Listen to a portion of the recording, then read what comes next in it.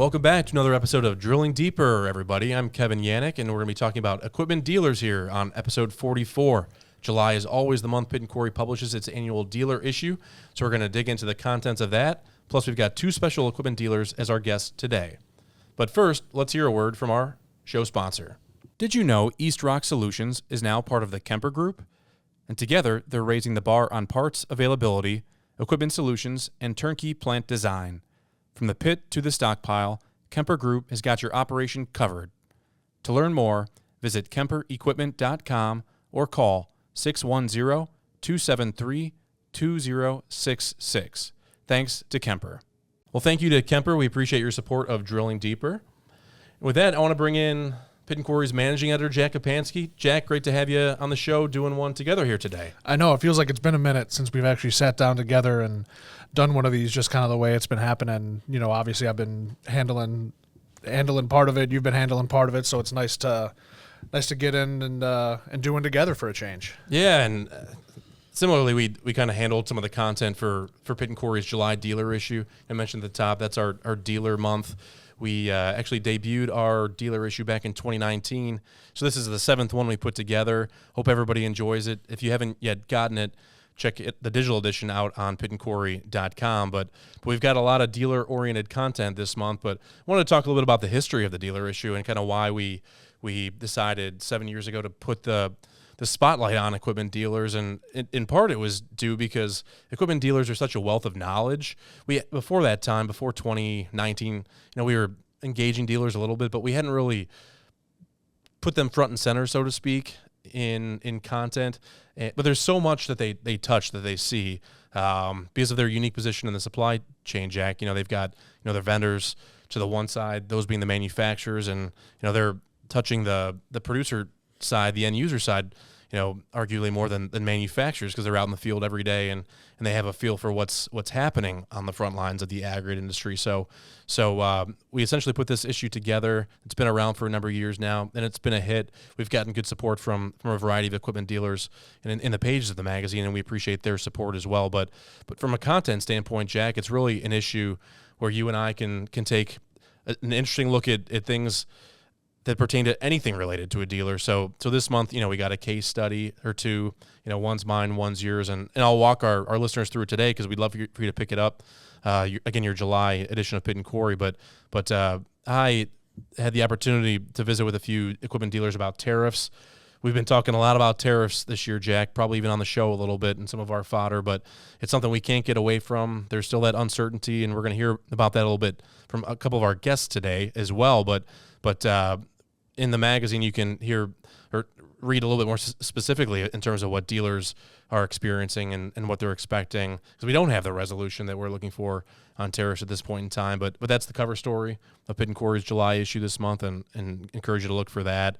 I also had the opportunity to visit with on a unique case study involving Gila River Sand and Gravel. They're a sand and gravel producer, one of the largest sand and gravel producers in the entire country. They're actually top 100 among the U.S. Geological Survey's top 100 sand and gravel producers in their latest list, which was released early this year. But they actually just put in a mega wash plant, that is, in Coolidge, Arizona, and they did that along with Kimball Equipment Company, which is the dealer, and Superior Industries, which is the vendor, the manufacturer in this case. And it was actually a story whose origins go back probably 8-9 years in terms of the conversation between these partners. And sometimes when you got a plant of that magnitude, 1,000 ton per hour plant, I mean, that's not something that comes together in 6 months, in a year, not even 2 or 3 years in some cases. I mean, that's a long-term vision, because that's going to be a plant that's hopefully going to be there for 20, 30, maybe even 40, 50 years, if you're getting total life out of it. So we talked about how that plant came to life. Kimball Equipment was central to that, because they're local to the market there out of Arizona. And that's another component of our July dealer issue as well. And Jack, I mean, you participated, you put a lot of content out for the dealer issue as well.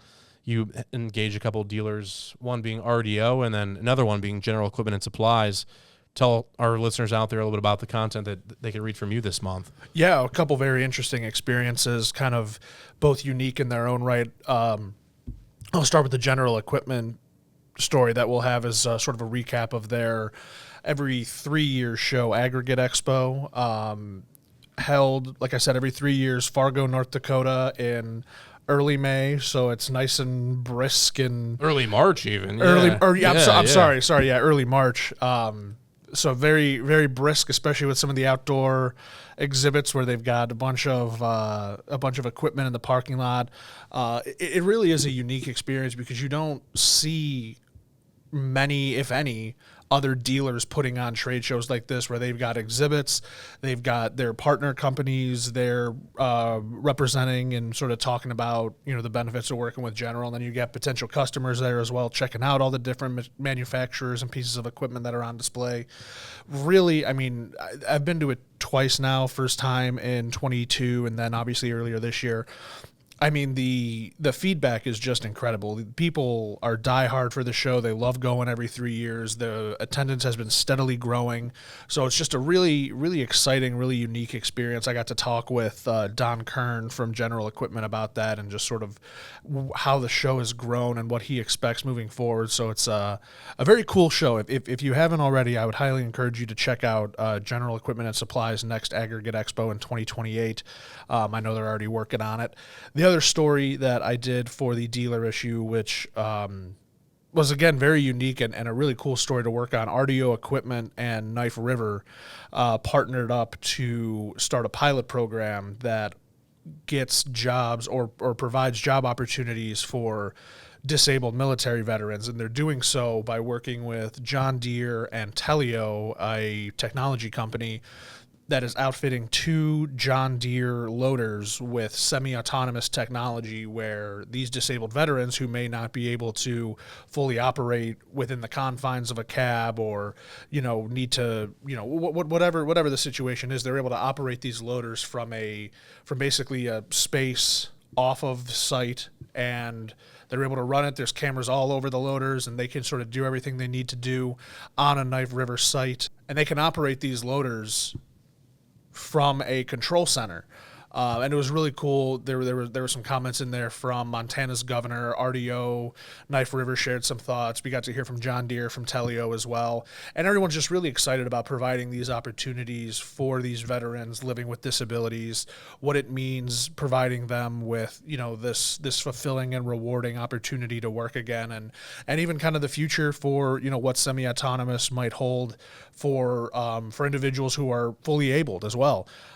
It's just sort of an interesting viewpoint because we've obviously talked a lot about autonomous hauling, and that's been a hot button issue, or hot button topic, I should say, in the industry for the last several years. So seeing it kind of manifest in a different way with loaders is very cool.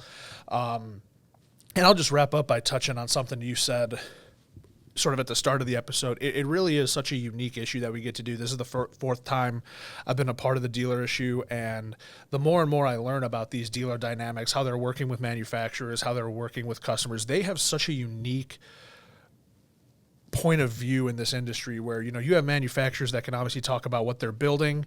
They can talk about how they work with their dealers or if they go direct to consumer, then they can talk about what their consumers are hearing. Dealers are really sort of in the middle of everything. They can talk about what they're hearing from the manufacturers. They can talk about, how their business is doing. They can talk about what they're hearing from customers. They really have sort of that 360 viewpoint where they really get to see almost everything that's going on within the industry. And that's just such an invaluable perspective to really understand the health of the industry, what's going on, what the future might hold. So, always enjoy doing the dealer issue. Really happy to be able to get a couple good stories in. You obviously mentioned yours, a couple of really great stories as well, and just a jam-packed issue. So, I would highly encourage you, if you haven't already, check out the dealer issue. I certainly don't think you'll be disappointed. Yeah, again, that's our July issue. That's this month's issue as we're dropping episode 44 here today. But two of the sources of content for our dealer issue this month, Jack, were Rock Machinery's Bryant Fazer and Crush Mode's Micah Tysver. They are our special guests today, and we actually talked about a variety of topics, and so we kind of cut some of the more business-oriented topics based on my interviews with Bryant and Micah within the last few weeks. It's been an interesting year again with tariffs, with interest rates, with inflation. Yet at the same time, and I think you'll hear this in some of the commentary that we'll play here in a bit, Jack, it's been a productive year in terms of a demand standpoint for construction materials, our readers are still busy. Dealers' customers are still busy. There's just this uncertainty surrounding the business environment or in the business environment because of a variety of headwinds, some of which are new here in 2025. But those are kind of the focal points that we're going to be zeroing in on here today with our two dealer guests. But we're going to play Bryant first. Then Jack and I are going to come back, and we'll hear from Micah second. But I at least want to set it up a little bit for those who aren't familiar with Bryant Fazer. Bryant is the president of Rock Machinery, and he's been with them for more than 11 years.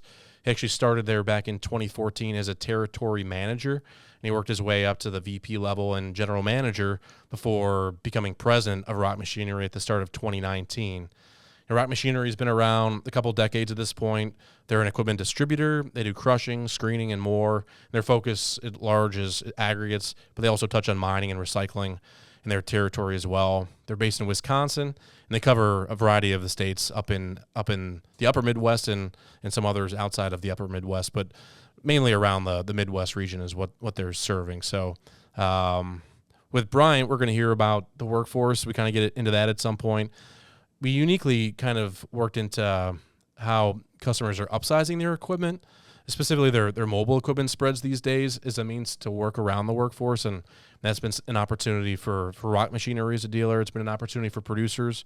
Jack, I know you touched on that in a story you did recently for Pitt and Corey's sister publication, Portable Plants. So we'll get to hear from Bryant Fazer on that trend, and of course, it's 2025, so we're going to hear from about tariffs from Bryant Fazer, and he actually has some really interesting real-world experience based on what's transpired here in the first half of 2025, and he has some interesting outlook that he's going to share for us as well on what could happen in the second half of the year. So with that, let's play our special interview with Rock Machinery President Bryant Fazer. What you're feeling as we're sitting here in mid to late May, and we've got some clarity, but not full clarity on what the road ahead looks like as a dealer. Yeah, certainly. No, great questions. And if we all had a magic ball, right? We would know what levers to pull at the time, but you can only react to what you know. Like we can feel from our customers and our end users, and we're focused on sand and gravel, large quarries, large mining operations and recycle yards throughout the Midwest.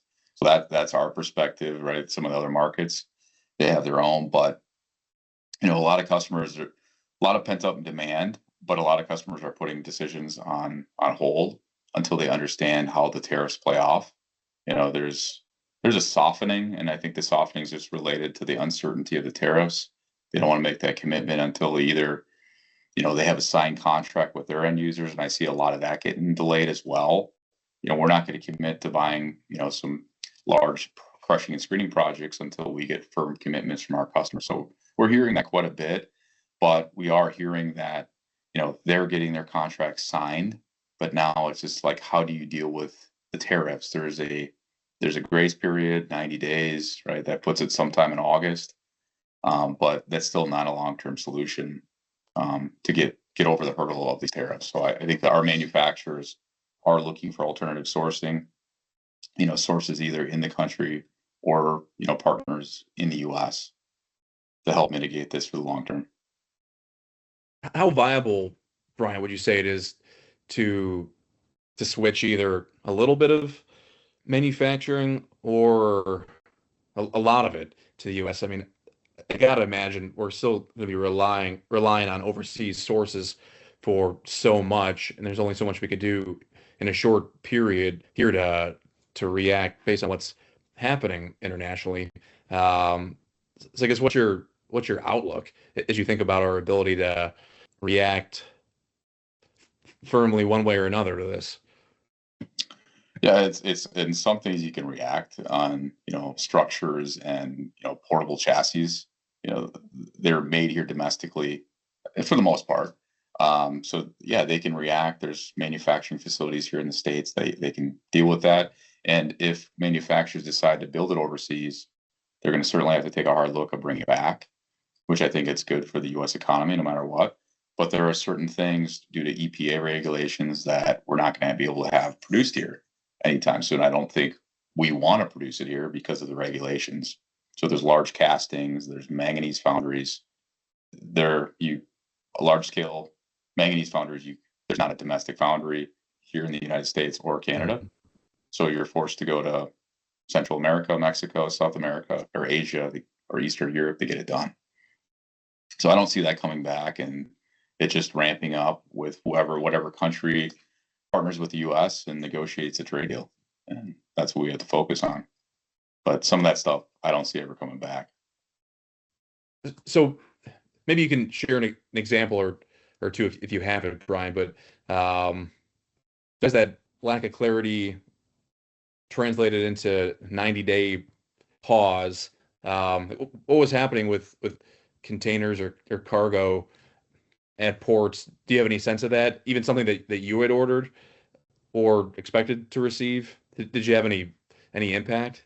Yeah, great question. We did, and we were our customer service teams following up and understanding where deliveries are, and making sure we're hitting our customer commitments. And we had containers where there was a lack of response from our suppliers, which is abnormal. And to come to find out why it was is because the containers were getting held up at the port because they were trying to understand, do we release them? How needed, how important is it, and are they willing to pay 150+% tariff to bring it in? And some of the things are, we get it in, we're going to charge that to our customer, and most customers would refuse the shipment. So a lot of these containers got held up, and I do think there will be some supply shortages because of you take a 2-month period where people aren't making decisions, and that's all starting to hit, right? That all started to hit us in early May. So now there's going to be shortages. And then there's limited container ships. And now you have 2 months of containers on the ground in Asia. And with the limited shipping capability, it's going to take time to catch up. Yeah. Is there a desire for manufacturers and dealers right now to move forward with a lot of purchasing, thinking maybe now might be the best time to buy versus later? Or is the mindset that let's wait and see, it's got to get better later? I would say from our manufacturers, the manufacturers are definitely reacting and getting as much into the U.S. as they can while there's this grace period. From our customer standpoint, I'm actually surprised that there isn't more, reaction of, hey, let's stock up our inventory right now. There are some customers that are doing it, but I would think there would be a lot more, because the inventory on the ground right now is a better value than the inventory that's going to come in here in a few months. But I'm not seeing like a quick reaction to like, hey, let's buy up the inventory because it's a better deal. And I think everyone is trying to wait this out to see how everything plays out. Is part of that just a matter of, hey, we're in May, getting to peak production season during the summer months, they got their head down, they're crushing, and they're just not thinking about this as much as maybe they should be? Yeah, it's very, very true. I mean, you get into, right, the winter season for us, it's a lot of service work. It's getting the equipment ready for the season. Now our customers are ramping up production, should be in full production right now. And what you said is very true. They're focused on getting their operations running. And then, some of the smaller producers too, that don't have access to large lines of credit, their cash is a little tighter. They're just starting to run. They invest in their equipment over the off season, and now the cash is starting to come in. And then, I can definitely see that if there's clarity that, the economy is going to do well, I'm very confident it's going to. A little bit of a lull here, but once you see that clarity, our demand is still very good for our end users from everyone that I'm talking to throughout the Midwest. So yeah, I mean, I do believe that there will be, customers taking advantage of some of the deals that are out there with current inventory. COVID, Brian, do you foresee there being parallels between that supply situation and what we've got here with tariffs in terms of lack of availability, backlog extending months and months in some cases? Is the late 2025, 2026 scenario going to be very much what we saw in 2020, 2021? I do think with the Trump administration was talking tariffs, early April. That's kind of when it went into effect. And, a lot of these container shipments started getting delayed because of the uncertainty. Manufacturers, dealers didn't want to pay retailers throughout the United States, are planning for the winter holiday season already. and they're starting to hold containers up because of the tariff. But those, I do see that there being shortages on certain products because of those delays. The delayed shipments. There's limited ship capacity, and with that, it's just going to delay getting things from overseas to the U.S. So I do see shortages on certain products. But I also think dealers, it's different in COVID because dealers came into this situation with higher inventory levels than they would probably have liked. So it gives you an opportunity to right size your inventory and pay a better value for that inventory before all the increases where the tariffs were passed to the end user. So I see it being very different quite different than the COVID situation. Shipping, a similarity with shipping because there's limited ship capacity. Everyone's trying to get their containers over to the U.S. market. So I see increased prices on shipping. That would be similar, but because our inventory levels are higher and manufacturer inventory levels are higher, I think we'll get through this a lot better than we did with COVID. Outside of that, we still have factors like inflation, interest rates that are high and continue to remain higher than everyone likes, that are maybe contributing to that slowdown that you've mentioned already. What other pain points are your customers echoing or verbalizing to you guys these days? And what ultimately, in terms of relief, would you like to see to make the business environment a little bit more friendly for both them and yourselves as a dealer? Interest rates would always help, right? Number one is interest rates, lowering interest rates to drive the cost down on our inventory that we carry. But I think the big one is people, right? For our dealers and for our end users. I just got off the phone with a customer here in Wisconsin, and he's like, hey, I'd be doing a lot better if I could find a few more good people. It's talked about a lot, but it's hard to find people that want to go into this industry. The Wisconsin market is a highly portable market. So you're coming in, you're crushing for the road projects, and one of these portable plants might move 10 to 12 times a year. So it's hard. You might not be home every night, and you're out in the environment every day. You're working physically. So it's not for everybody, but I think that's one of the biggest challenges for our producers, our customers. It's just finding good people that still want to do this. And with that, with a lot of customers, what they're trying to do to find a solution is running less portable spreads and running larger portable spreads with more production capability. Just going bigger. Instead of having two crews, they'll do one and get it done in half the time and move on to the next one. That's the workaround of the labor shortage they're trying. They're upsizing the plants, but it's a snowball effect because they might buy a bigger jaw, but when they buy a bigger jaw, then they need bigger cones, they need bigger screens, and then it all comes down to a bigger generator to power it if they're not enough line power. So it's a significant cost to step up to go bigger. But if you can't find the people, it's really one of the only solutions. Yeah, so basically you're moving the cost from A to B, but the costs are just taking on a different form, I suppose. Yeah, I mean, the equipment's available, right? We have it in our yard. We can definitely supply the equipment, but it's the people that's the variable. Yeah, I think it's interesting. This is a pain point, the workforce for our industry forever. And as a country, we continue to promote going to college, getting a 4-year degree.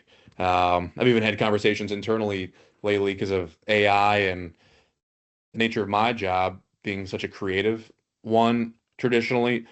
Yeah. But even my own use of ChatGPT, for example, I mean, it's going to show that, well, geez, I mean, the computer can do my job so much better, or elements of my job so much better. What's the future hold? I think just conversations I've had more of late is, the jobs that are going to be the most secure ones in the coming decades are the ones where you got to use your hands, the trades, Yes. touching equipment, because we haven't really figured out how technology can turn the wrench, or how you can get somebody into a tight spaced screen. I mean, it still requires the person to do that. So if you're looking for job security, I think our industry can provide that. But again, as a country, I think we continue to largely push people toward the 4-year creative type of jobs, sitting at a desk, that kind of thing. Yeah, I agree with you. We have a youth apprentice program. Like you and I may have talked about this before, but we have a youth apprentice program, and then we have an apprentice program accredited through the state of Wisconsin. So we bring on high schoolers, juniors, and seniors. They work with us just to develop soft skills. Can they show up to work on time? Are they ambitious? Because to be in this business, you got to be, the top 10% of ambition and drive, because it is a demanding job, and we want to make sure they're ready for it. But we have some great young guys going through this program at the high school level and through a local community college. It's a 5-year program. They're in school a day every week, and they work for us the other 4 days, hands-on with, we have an electrician on staff, cone jaw mechanics. So there's a great experience for them, and there's no dumb question, right? They can answer anything. And I just tell these young guys coming in, give this 5 years and you can write your own ticket, because a lot of the guys that have the skill set today won't be around in 5 years. Since 2020, there's been a lot of people that retired in the industry. So it's a big need, and we're still investing heavily into that to bring on young mechanics, because there's not a lot of them out there that exist with the skill set today. They've got to imagine the ones that have the passion, go about it the right way. They're setting themselves up for an awesome career, stable career, 35, 40 some years if they want it. Mm-hmm. Yes. So I would say if collectively, producers, dealers, is whatever we can do to motivate young people to go into the trades and, fill this significant gap of a skill set, and they will have a very good living. They'll make more money doing this than they will, coming out and having a 4-year degree. Well, that was Bryant Fazer, president of Rock Machinery. Brian, thanks again for getting together. And Jack, he obviously touched on a variety of topics, but one thing that kind of resonated with me, and I know it's, again, something that you've touched on probably at Pitt and Corey, but for sure at Portable Plans, because I can remember one article in particular that you wrote about on this subject, but the idea of upsizing equipment as a means to kind of circumvent worker shortages. Brian talked about how that's kind of a trend right now. He talked about the pain point in his customers, agri producers and others, struggling to find people. If you can't find people, yet you're a contractor, for example, contract crusher, you still got to go about doing your job a certain way, completing jobs. But what they're doing nowadays is basically getting bigger equipment, getting bigger crushers and bigger screens, and essentially being able to finish those jobs in half the time or a shorter period of time. So there's obviously a cost to go with bigger equipment, but if you can't find the people, then what's your alternative, I suppose, at the end of the day? No, absolutely. And he hit the nail on the head with this. And I think this goes into what I was talking about earlier, where as a dealer, he's able to kind of see what the manufacturers are hearing or doing, hear what the producers are looking at. And I think he's, again, exactly right. You go back about a year ago, kind of like you mentioned, I talked with Matt Voigt from Superior Industries, and he talked about doing more with less, and that is just a trend that I just keep hearing about constantly. So that's from that, sort of the manufacturer perspective. Similarly, I believe it was the June issue of Portable Plants, we picked up a story that had previously run in Pitt and Corey, looking at a Superior outfitted plant, Dannon and Jansen contract crusher, and they're looking at the same thing. They're trying to use fewer pieces of bigger equipment to not only get the job done quicker, but also supplement some of that workforce shortage. So I think that is certainly a growing trend, and a trend that we're only going to see increase, because like you said, there might be more upfront costs, but if a producer's looking at their output from maybe a primary, a secondary, and a tertiary, and they're like, okay, I can get 100, 150, 200 more tons per hour by upsizing my primary and secondary, I can eliminate the tertiary and just focus on these two plants. Fewer people to work it, one less plant to have to maintain over the lifespan. You're definitely going to be saving time and money there, and again, sort of making things easier if you don't have the workers. So great to hear that from Brian. Definitely an interesting perspective, and like I said, something I think is only going to continue to become more and more prevalent. Yeah, I still wait for the day, Jack, when we don't have to talk about the labor shortage, the workforce shortage, however you want to characterize it, but it's very real. I think it's great to hear too about some of the things that the Rock Machinery is doing to address the workforce shortage with apprentice programs. They're obviously trying to figure out the next generation, just like every other dealer and every other producer. But I think at the end of the day, it kind of comes down to everyone doing a little bit of something to find their next leaders and mold them. So thanks again to Rock Machinery's Bryant Fazer for joining us. And ironically, Micah Tysver, our next guest. Mike is the president of Crush Mode. He kind of gets into this topic as well, not necessarily in terms of workforce, but he talks about the trend of mobile equipment going into quarries more. I think he even mentions in the interview that we're going to play here shortly that maybe roughly half of his mobile processing equipment is in a quarry environment versus something else, like a contracted crush environment or recycling environment. But a little bit more about Micah, who we're going to hear from in just a moment. But he is a seasoned dealer, but he's established a new venture in 2023 called Crush Mode.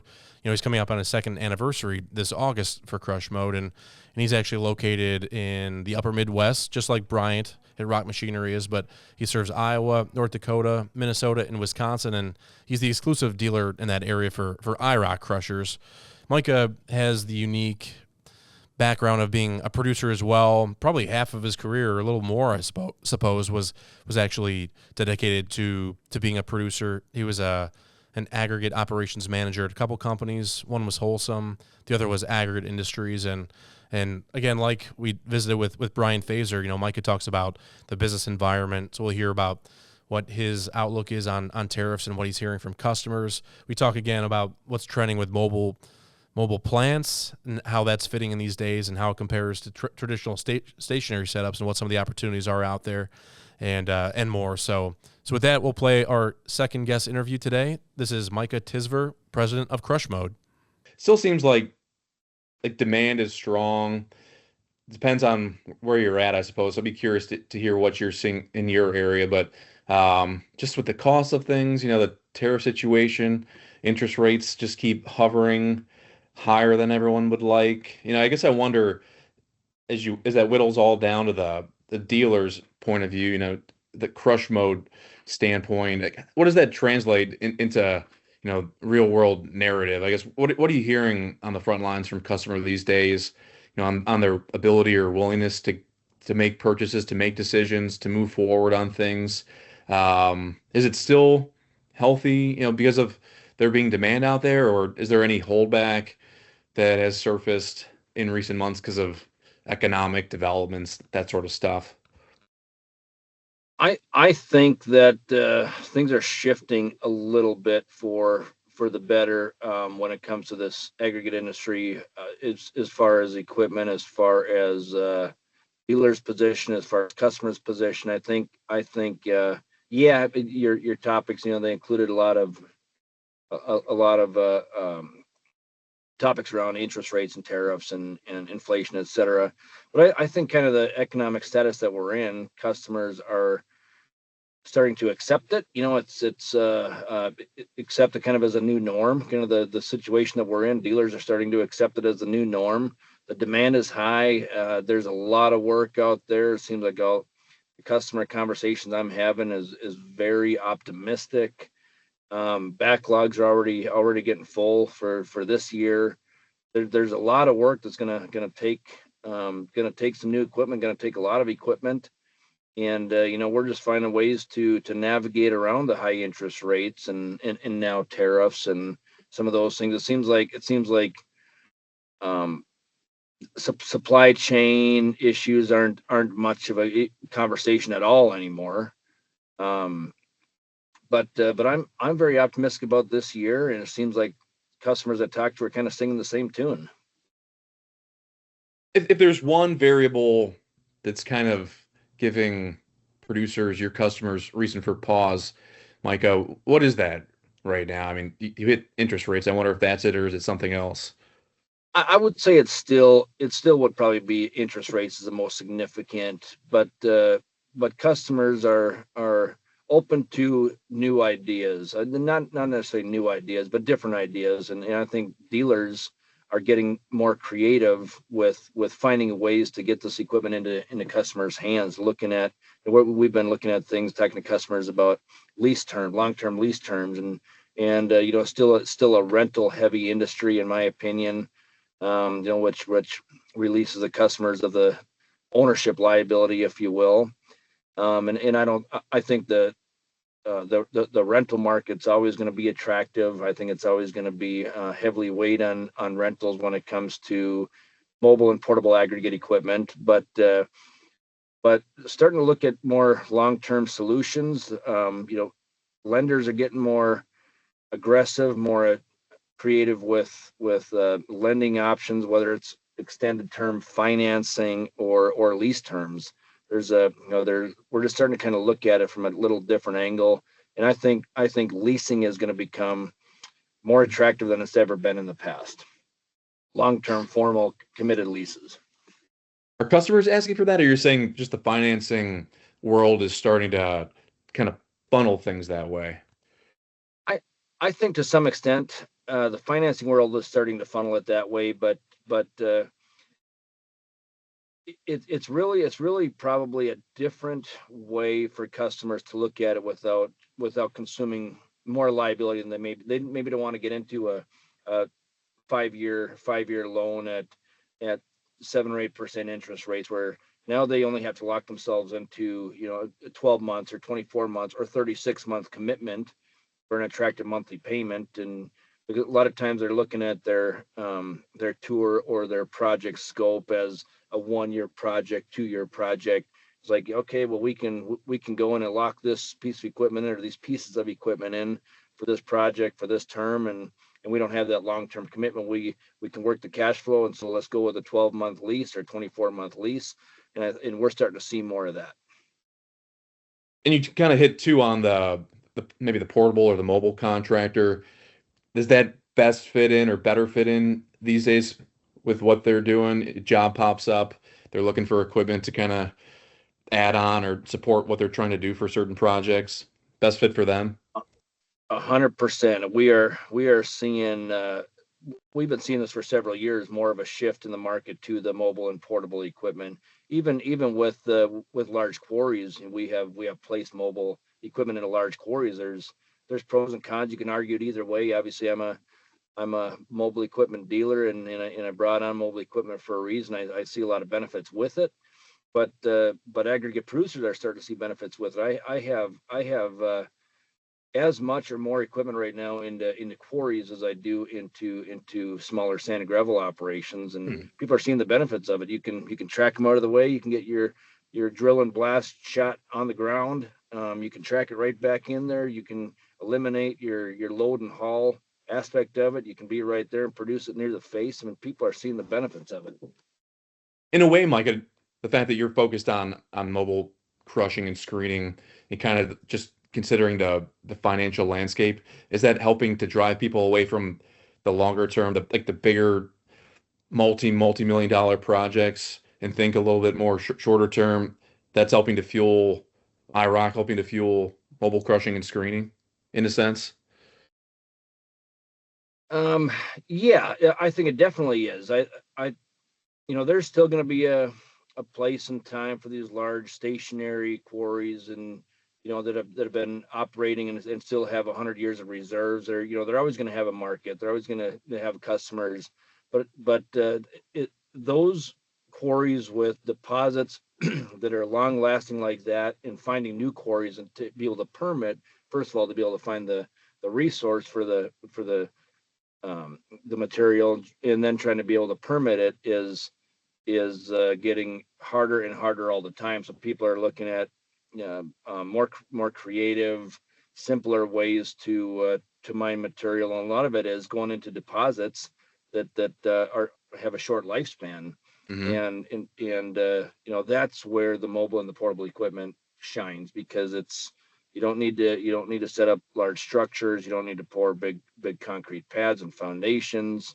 It's simple. You can go in and quickly, efficiently set up a spread to produce whatever volume is needed in those, and then you can get out and move on to the next one and do the same thing. Yeah. So it seems like it is going to be more and more of a shift in the market. And for a long time, I think the mobile and portable plant was a little bit hard received and it still is with some producers. just because there's occasionally some cons, some downsides with it, what they feel compared to stationary plants where, there might be a little more challenges with some of the maintenance aspects of it. It's a little challenging still to get some of the extra large crushers, the 500, 600, 700 horsepower crushers, whatever, on these mobile portable chassis. But they've come a long ways, and they've been a lot more well received in the market, and people are seeing the benefits of it. And in my opinion, the benefits far outweigh the negative side of it. Anything else you want to add? You hit on both big topics and got some depth for me based on your experience and what you're seeing. But yeah, the only thing, Kevin, is I would maybe just comment a little bit on the tariffs. You had that as one of your topics as well. Yeah. Tariffs are going to some extent gonna start impacting most manufacturers and most dealers, especially when it comes to this mobile equipment, where the majority of the mobile equipment is manufactured either partly or in whole in the country of Ireland, which we know there's a 10% tariff put on Ireland U.S. trade here right now. So to some extent, it's going to impact the majority of us mobile equipment dealers in 2025 and likely moving forward. But we haven't really felt the many effects of that here yet. Most dealers have been a little heavy on their iron. They have a lot of inventory, which as a supply chain, if you ask customers, supply chain probably isn't much of an issue, because it seems like inventory has been pretty readily available. But now as dealers are funneling out or filtering out those their inventory and making reorders here for their fleet for 2025 and moving forward, we will start feeling some of the effects of these tariffs coming on. And I have some equipment on order right now that's going to be impacted by these tariffs, but it's not going to be significant, and it's not going to be a drastic impact to anybody out there, because the manufacturer is going to participate, the dealer is going to participate, obviously, and we just can't expect to stick the customer with all these tariffs. We're all gonna feel it to some extent here, but it's going to work out, and I don't think it's going to be a significant factor. Well, thanks again to Micah Tysver, president of Crush Mode, for joining us on today's episode of Drilling Deeper. Jack, just like we had with Rock Machinery's Bryant Fazer, Micah kind of left us with a variety of topics to explore, but he finished on tariffs, and that's kind of where I wanted to take the conversation.